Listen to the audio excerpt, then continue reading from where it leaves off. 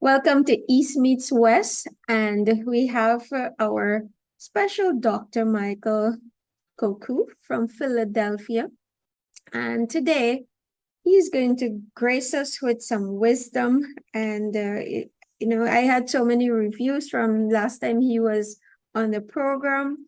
And, people were able to connect and love the way he was able to share some of the points, but in a way that we can all understand. And I do love that part of him, that he can make things very simple. Now, today he has a very special treat where he's going to be talking about 4 different life zones and the area code.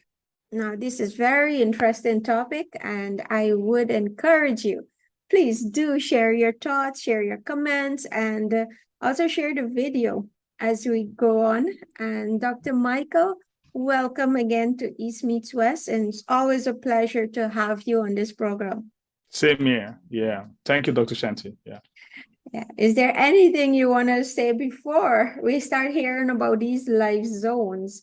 I know by area, areas, the zoning areas and the area codes and all of that, but this is interesting to hear about our life zones.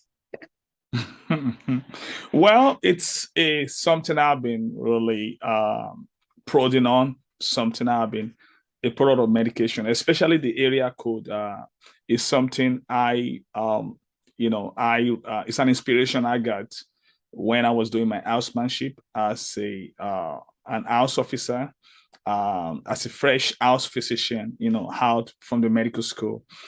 And we have to rotate through 4 different units: the OBY and ONG. We call it ONG. That's OBY and obstetrics and gynecologists, and then pediatrics, and medicine and surgery. So my last rotation happened to be medicine. So that was where I got that inspiration for the area code. It's something I've always been doing, but at that time, that was when, there's something about you doing something, and when you now got the light bulb moment, and you didn't really have an understanding of what it is, so you can be able to be more intentional about it. And that was when this area code has changed my life. This is way back 2006, 16 years ago. And I've applied it continuously, and it works. That's why I call it the area code. It works in every area of life, any field of human endeavors. It works in any region of life. It doesn't matter where you are, where you live, the area code works. In fact, that's why I would like to start with the area code before we move to the 4 life zones. Yeah. Oh, awesome. So I can't wait to hear. Yeah. Okay.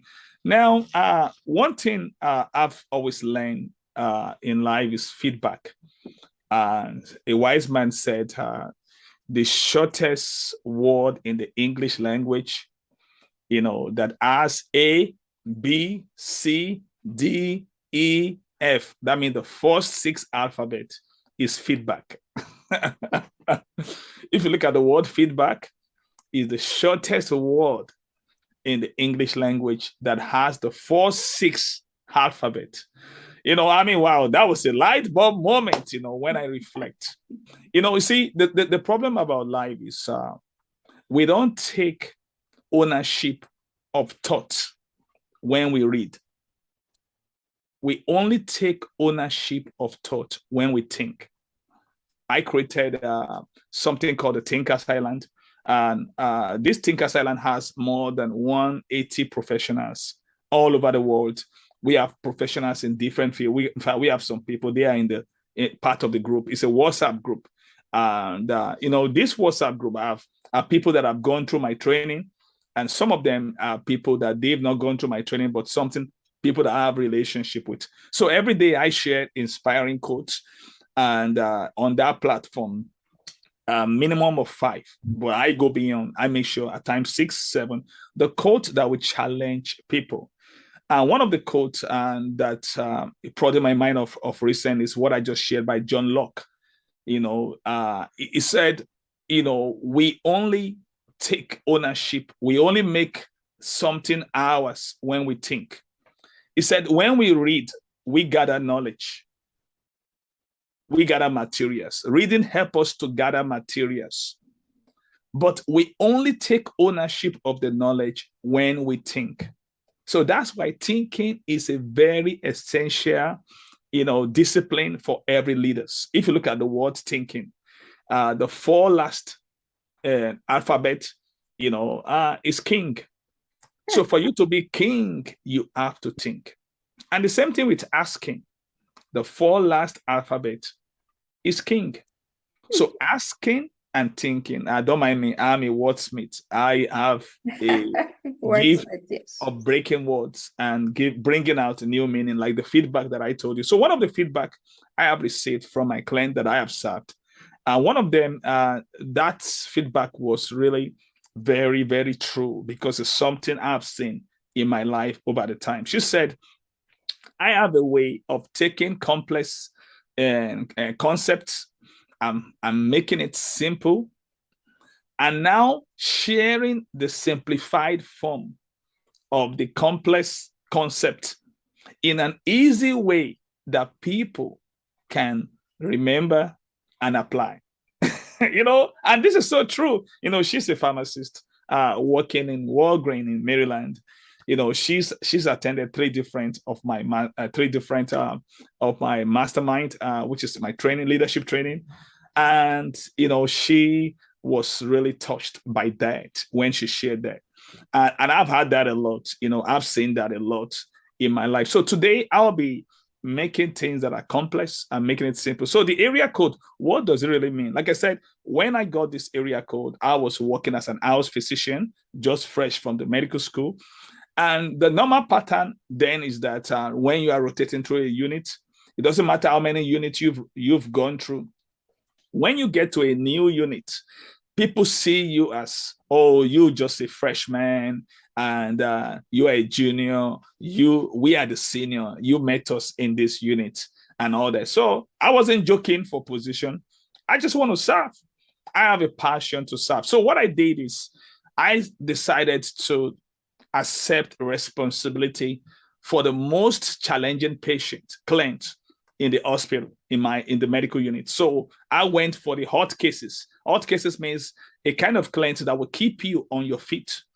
So those are the kind of people that others want to run away from. They just want a cold case. Cold case means a client that you don't have to do much. You just have to write a report. That's it. So I saw that by 12 o'clock, all of them that are calling themselves senior house physician, they have left the ward, but I'm still there because my patient, I have one patient and his son, he did after the kidney transplant. So there was a challenge in the sense that one of the kidney was about failing. So he has to be on a lot of drugs. In fact, you have to update the medication every day. And this man is a Catholic priest and is very popular. In fact, I have some key people, they were coming to visit this man. So I was really caring about him, just going all the way. It keeps me on I have to be in the world, working. Even when I'm not on call, I'm just there to make sure that it's fine. And it's really very big. So the man was in high distress. People were afraid that he's going to die. But the man started getting better.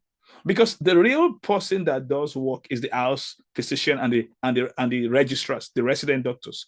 So, but if the house physician doesn't do your work, you won't be able to give them the report that is needed to make intelligible decision. So that was what I was doing. And he started coming around. In fact, the man got so much better. He became well that it took me to a Chinese restaurant. I know, with another house physician. Now, what I want to bring about that. So what does the area code mean? Now, the word area, A-R-E-A. So it means accept responsibility, exercise authority.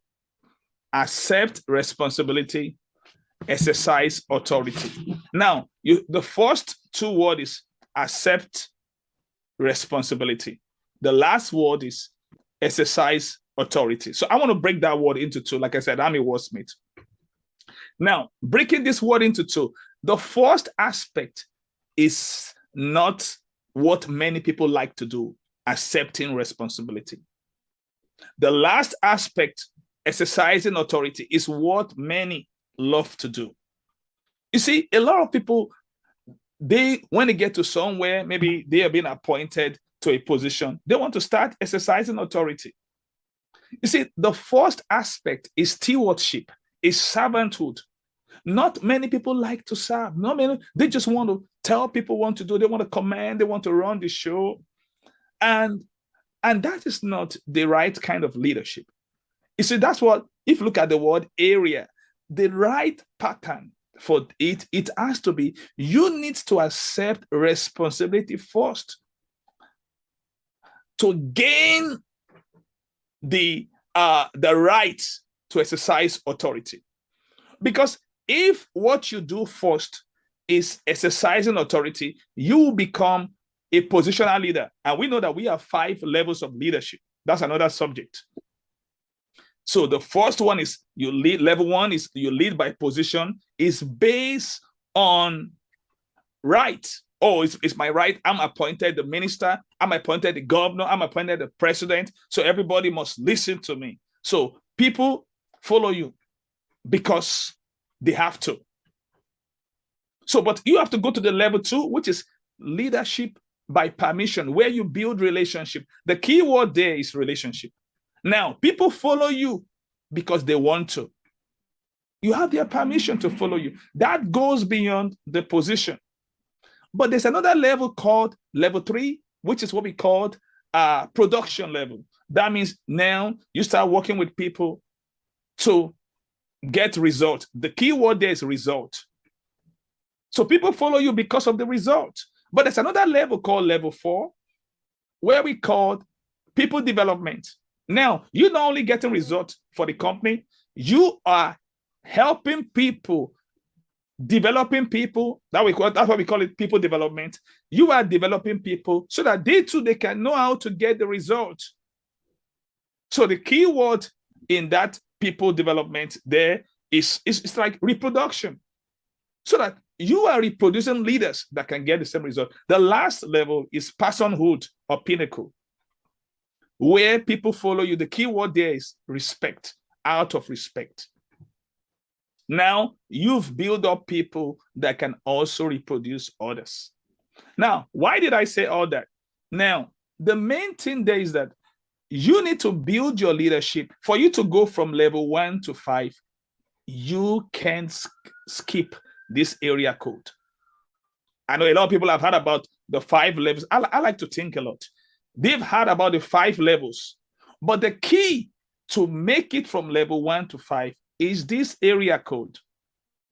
You have to accept responsibility to serve the people, before you can earn the right to lead the people. There are 4 L's of leadership.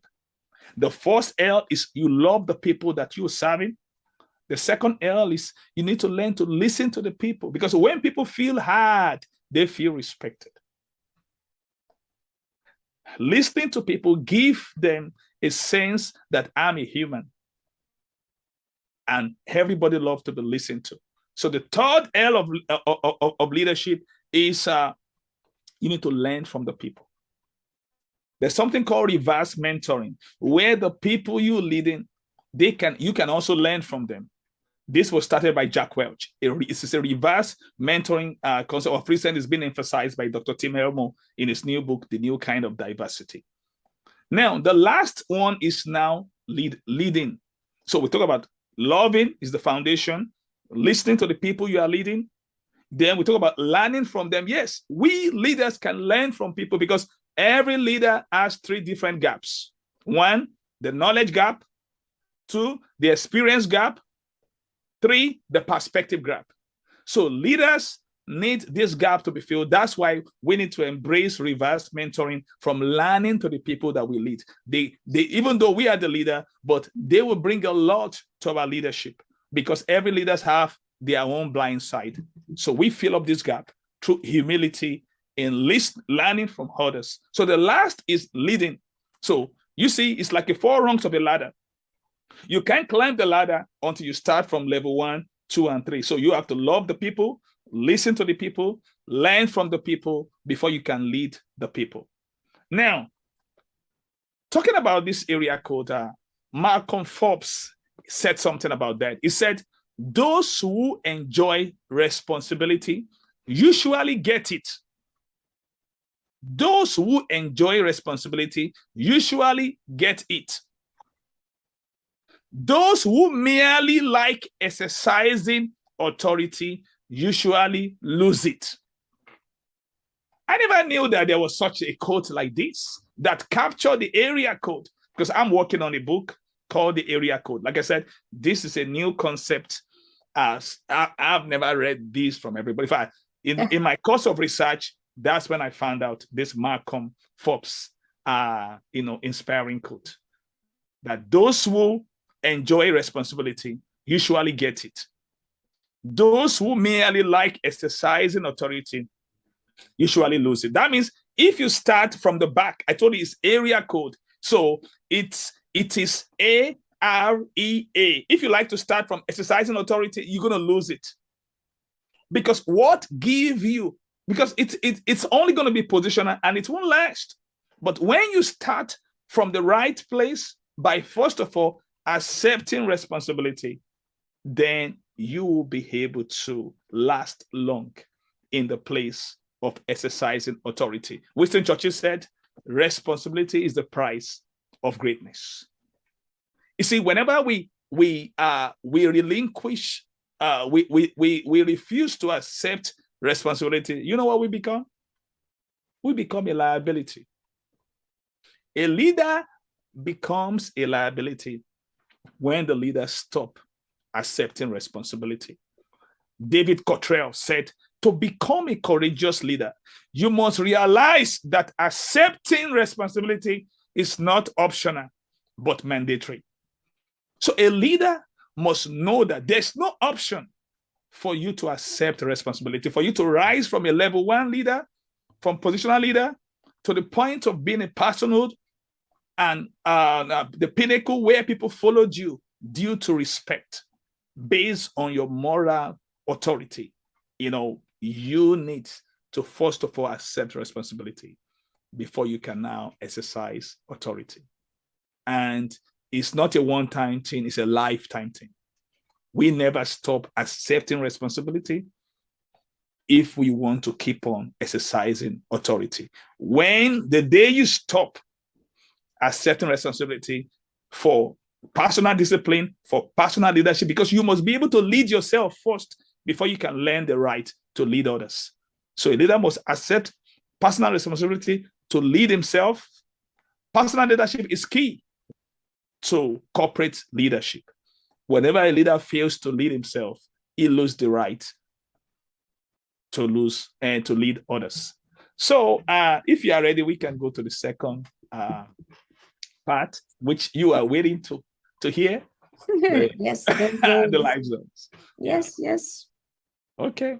I'm loving this. I am getting so much also out of this. And, I must say that we appreciate you sharing your knowledge. And I keep thinking what you kept, reiterating, that accepting responsibility. And as you're speaking, I keep thinking of all the experiences that I am having with different people, and how much are they actually taking responsibility for what they said they were going to do.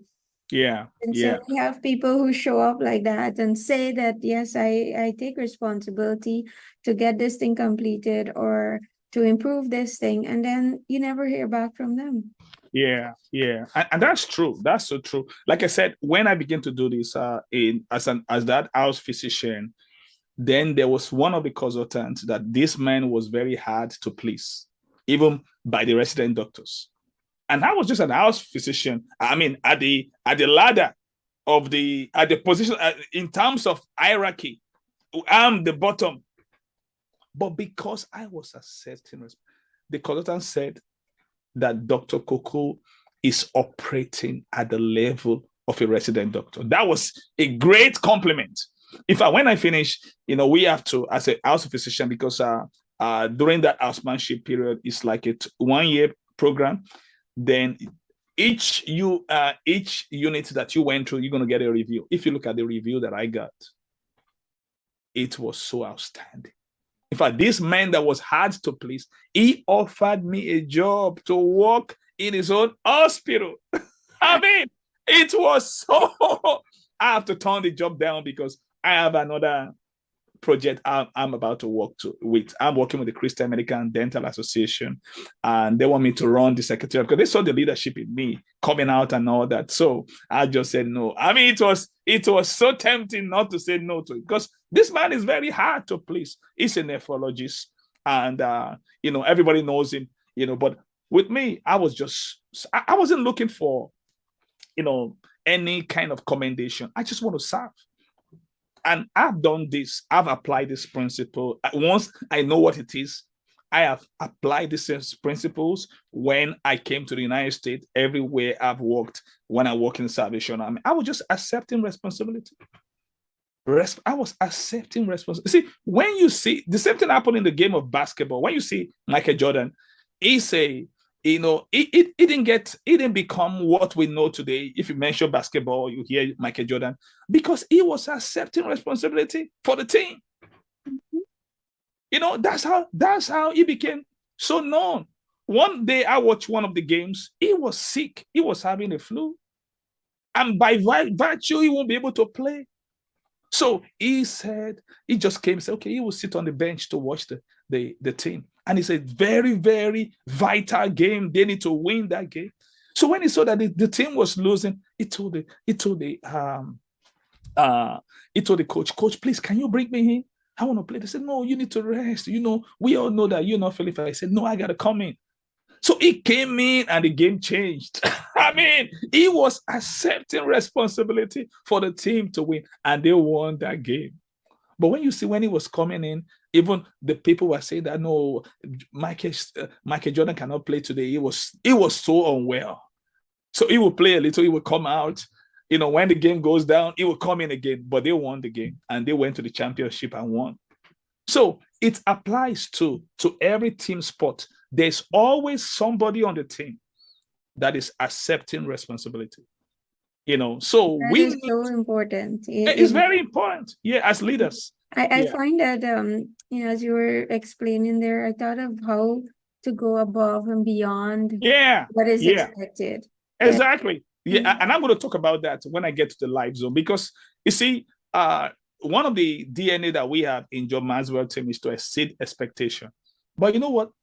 Statistics says that only 13% of people meet expectation. I learned this from Dr. John Maxwell. Only 13%.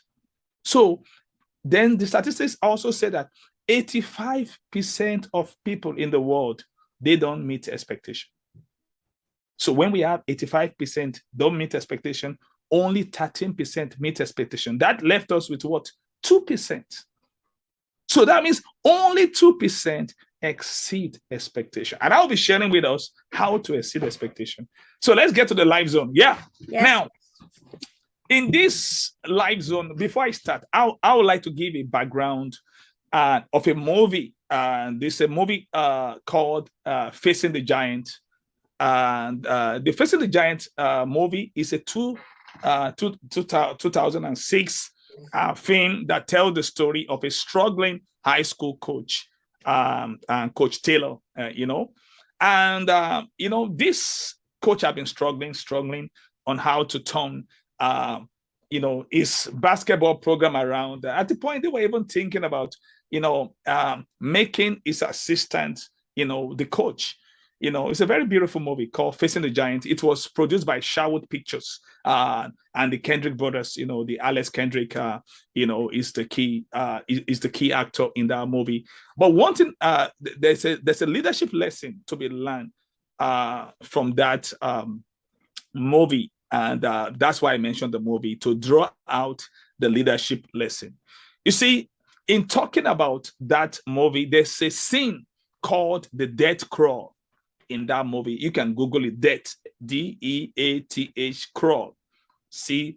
I feel like, letting people see the visual. I can do this on this podcast, but when I go and do a live event, it's something I would like to start the live zone, with that movie scene, to give a vivid illustration. So you can go and check it.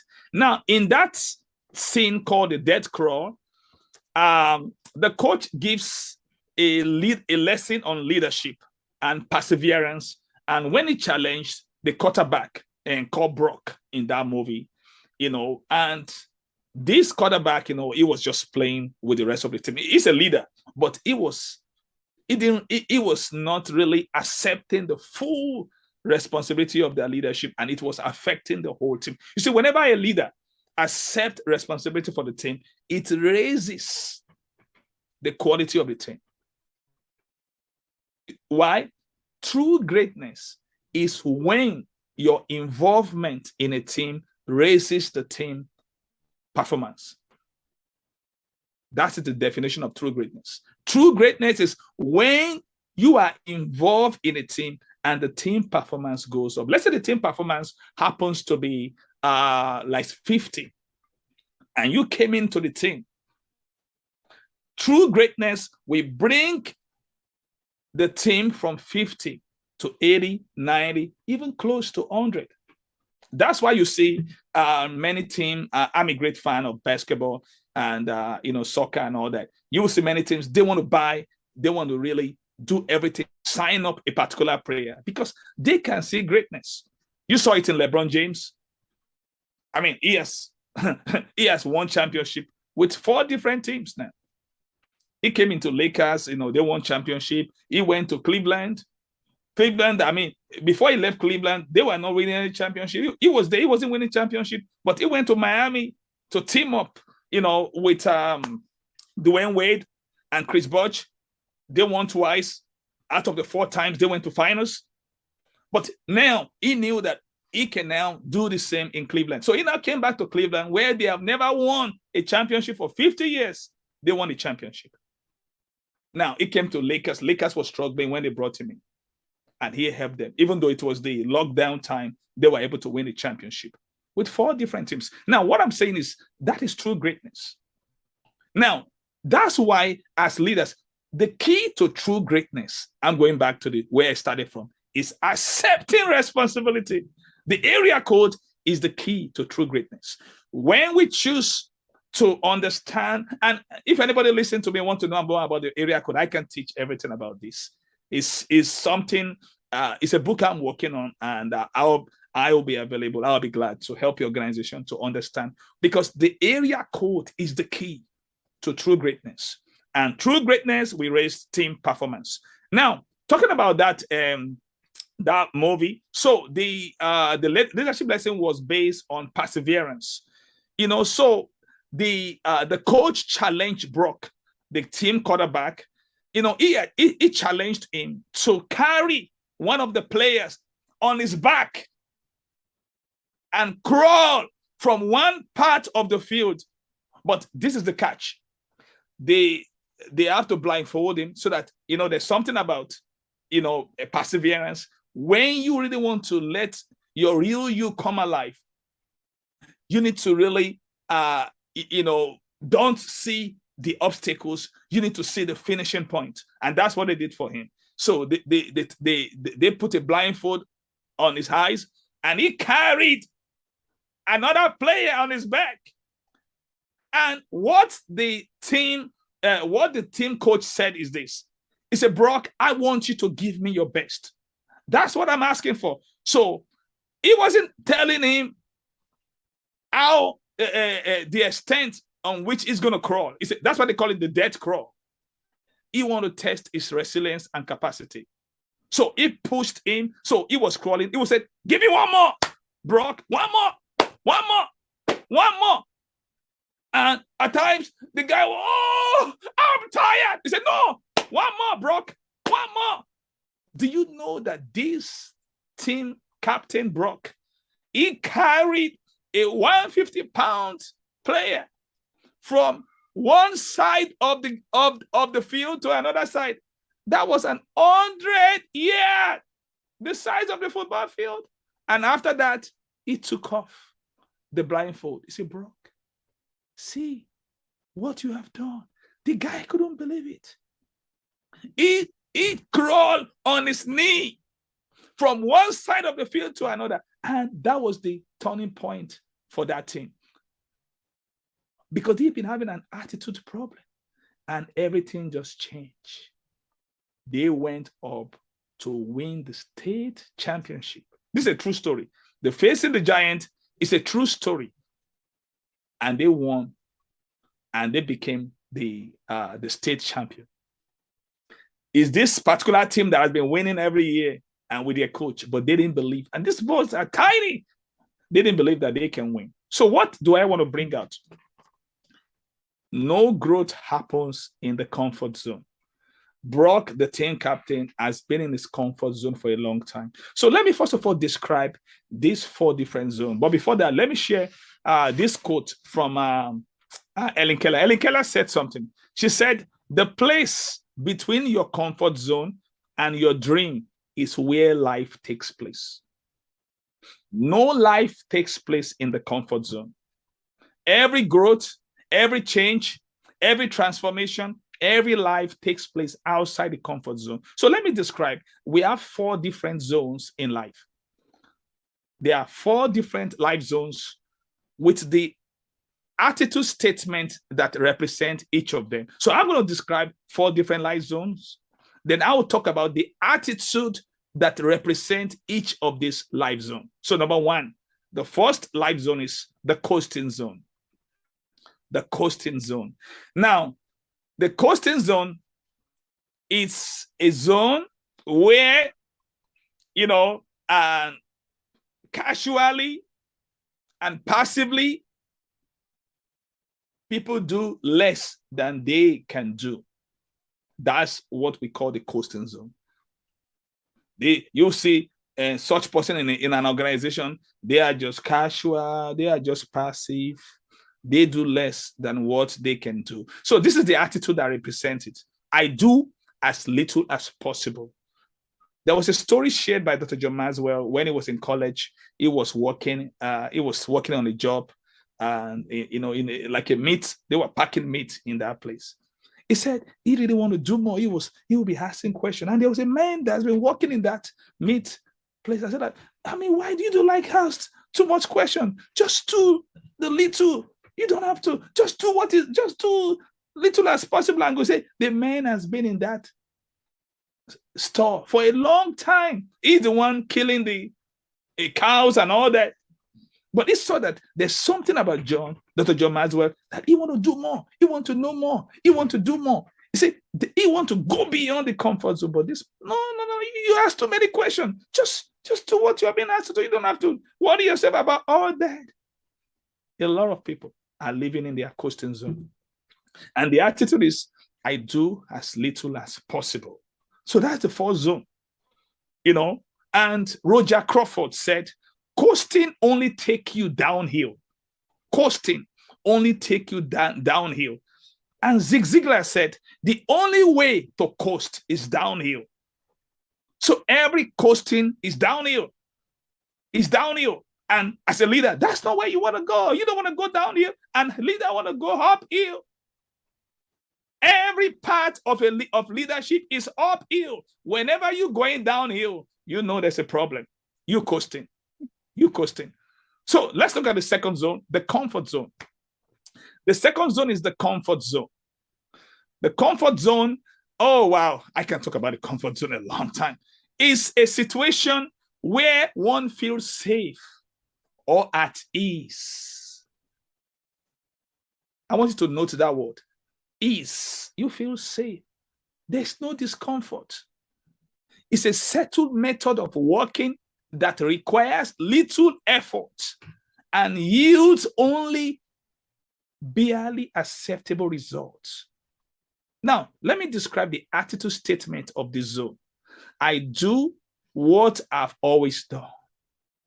I do what I've always done. The comfort zone is a zone that, let me give you some indicators. About 80 to 90% of population of people live in this zone. It's a zone of just survival. And listen, when you talk about in life, survival is the bottom. Because Ziegler talks about we need to move from survivor to success, from success to stability, and from stability to significance. So you see, people in the comfort zone, they are bottom feeder. They are really at the bottom. Because after survival is success, after success is stability, and after stability is significance. So in the comfort zone, it is the realm of just survival. I just want to survive. I just want to survive. I just want to get by. Another thing to describe that is settling. You know, Valerie Burton said, when you are just settling, you're not growing. You see, settling, that is a zone of what if I can't? It's a zone of fear. It's a zone of depression, because depression is like, I'm not talking about a sickness situation. Depression in the sense that they know they can do more, but they have been held back by their own mindset. What if I can't? They don't want to step out. Because something happened. When you step out of the fear zone, something happened to you. I'm going to talk about that in a while. So it's a zone of average. It's a zone of, they are just tired. It's a zone of mystery. It's a zone of mediocrity. It's the risk-free zone. It's a feel-safe zone where people are in control. See, we like it. We all like it when we are in control, because we have mastery of the situation. Our day routine. Oh, just come in and do what you've always done. Oh, yeah, that's it. But listen to what great men said about comfort zone. Robin Sharma, an executive coach, author, writer, and speaker, said, as you move outside of your comfort zone, what was once the unknown and frightening becomes your new normal. See, there's fear that comes with leaving that comfort zone. But until you leave, life has not started. Growth cannot happen. Change is not a possibility, and transformation is not a reality. Dan Stevens said, the comfort zone is the great enemy to creativity, because you can't be creative being in your comfort zone. You see, the way God made us as a creature that thrive by challenges. God just got this morning, and Napoleon Bonaparte said, with every dangerous situation comes victory. You see, the human being, I've always been a student of human development. And one of the things that really touched me most is what Jim Rohn said. He said the only creation of God that does not strive to its optimum, to its maximum, is human being.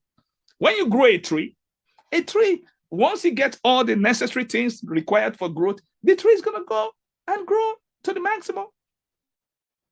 So human being is the only one that has that unique privilege from God to choose how they grow.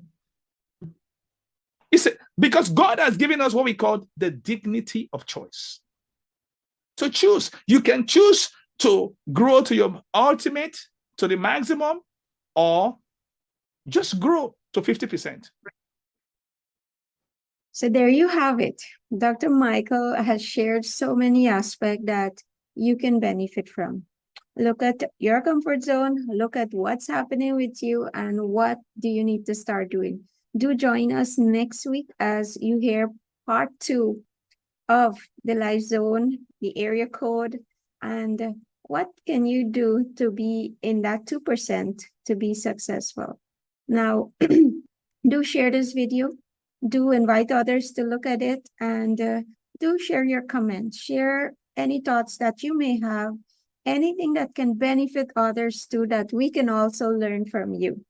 Do take care, and see you next week as we have part 2 with life code and area code with Dr. Michael Koku.